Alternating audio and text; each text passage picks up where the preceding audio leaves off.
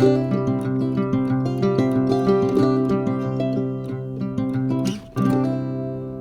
and welcome to Amrita by the Book. My name is Amrita. This is my booktube, and today I'm back with a book tag because you know I can't stay away from them. Today's book tag is the Moody Reader book tag, and it was originally created by Brittany over at Slanted Spines, and I was tagged to do this by Renee at the Librarian of Alexandria, and I'm gonna link down to both their videos below. You should absolutely check them both out.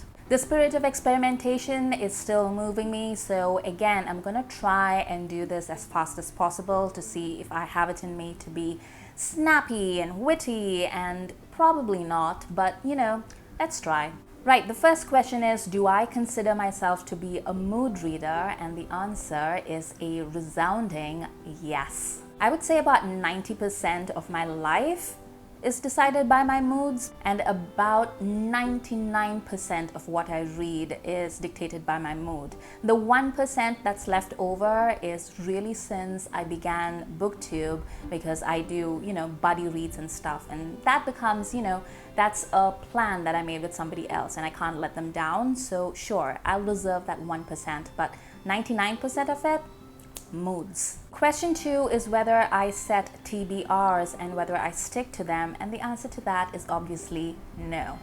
I have plans and a wish list that's about a mile long, and I don't even want to count how many books I have in there. Obviously, I should be reading the books that I already own, but why bother reading the books that I have when I can be thirsting over books that I don't? The next question is whether books affect me emotionally and whether the mood of a book rubs off on me. And I hadn't thought about it, but yeah, I guess if it's something really funny or if it's something really sad, then yes, it will rub off on me. But generally speaking, like if it's like a thriller or something, or a romance, then no, it doesn't really. Next question is, what do I read when I'm sad, or what do I not read when I'm sad? And that's really simple. I don't read books that make me sad when I am sad. That would be like sadception, and we don't want that.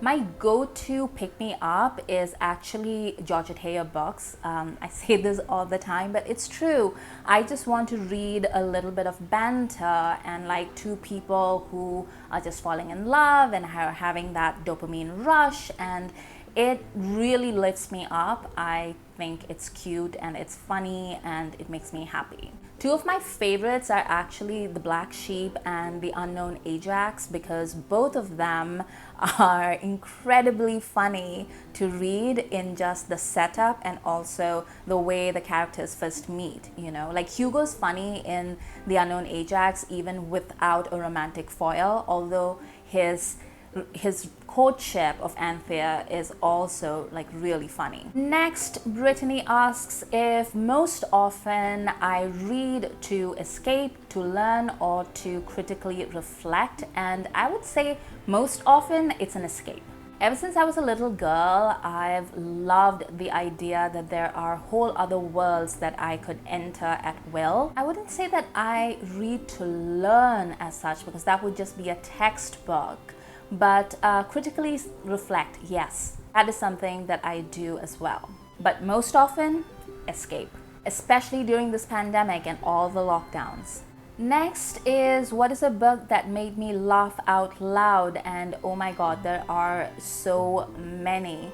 The first time that I read Frederica, there's a part where they're in the park and Frederica has this big shaggy dog and it sort of runs amok, and there's a scene where all these aggrieved like park keepers and stuff accompany her back to her cousin's house because she's just trying to use his privilege to get out of the dog possibly being impounded and put down.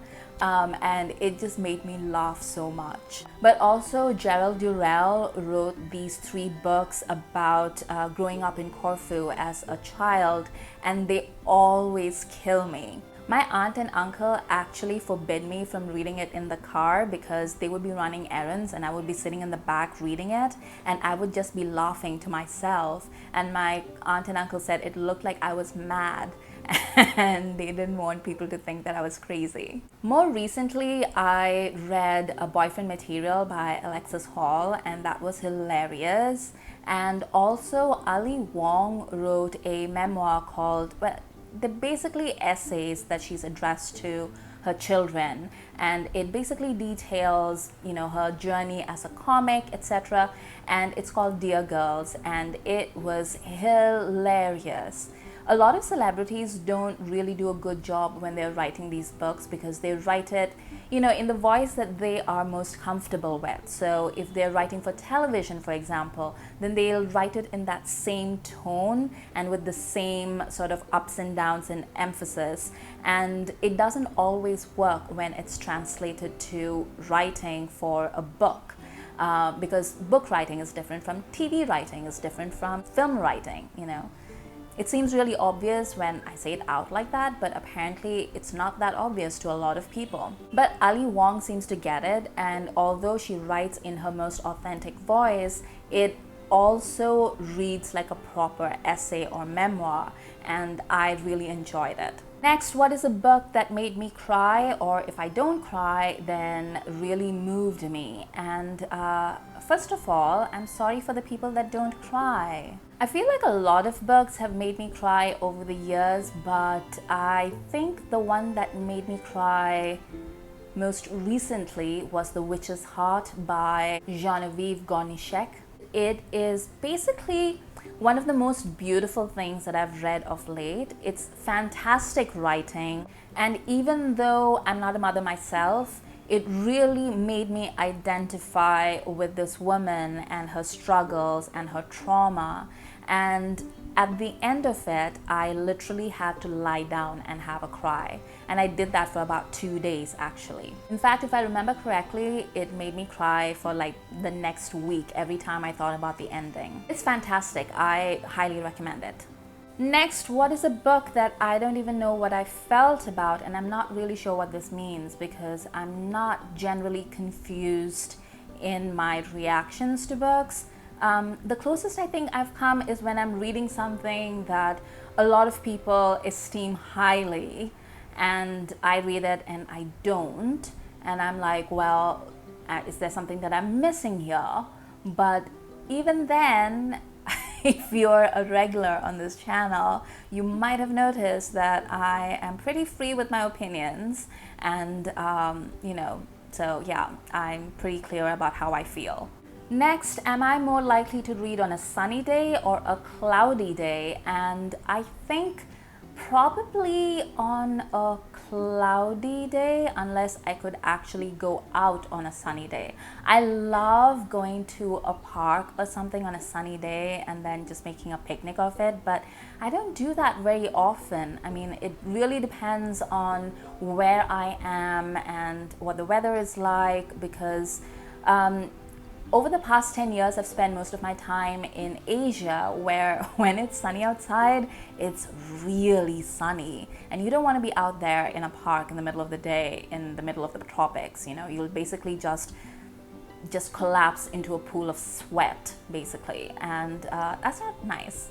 So I would say cloudy, but generally, like, I read every day. It's not really controlled by the weather. Next, do I usually set the mood when I read with music, smells, etc.? And am I reading the book or am I trying to seduce it? I'm just kidding. I know there are people who make reading part of their self-care routine, and more power to them.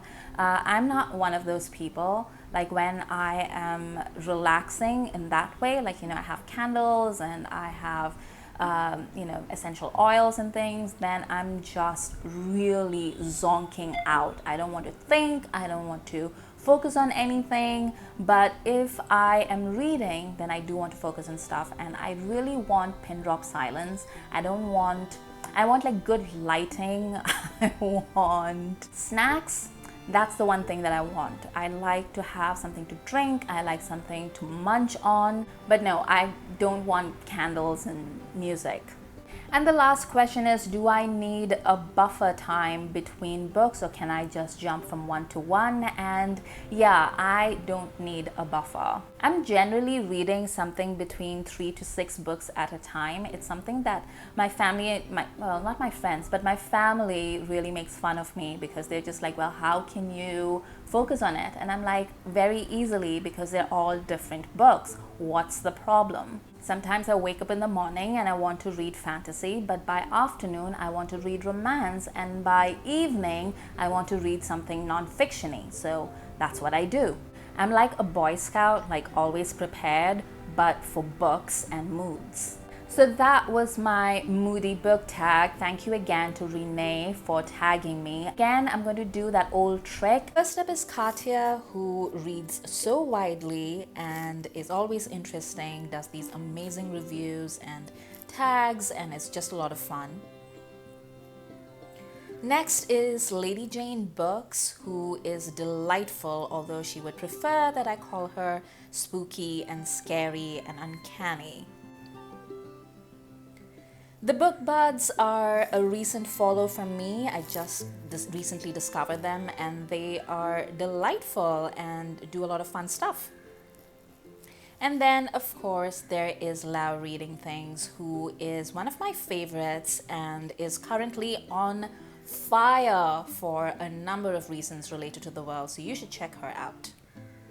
You should all follow their channels or check them out at least. I'm gonna link them down in the description below. And thank you all for watching. And even if I haven't tagged you, if you like the questions, and let's face it, these questions are amazing, then do feel free to take them from the description below and do them, you know, on your blog, on Twitter, in my comments, wherever you like. Just let me know so I can come read it. For more videos, please hit the subscribe button.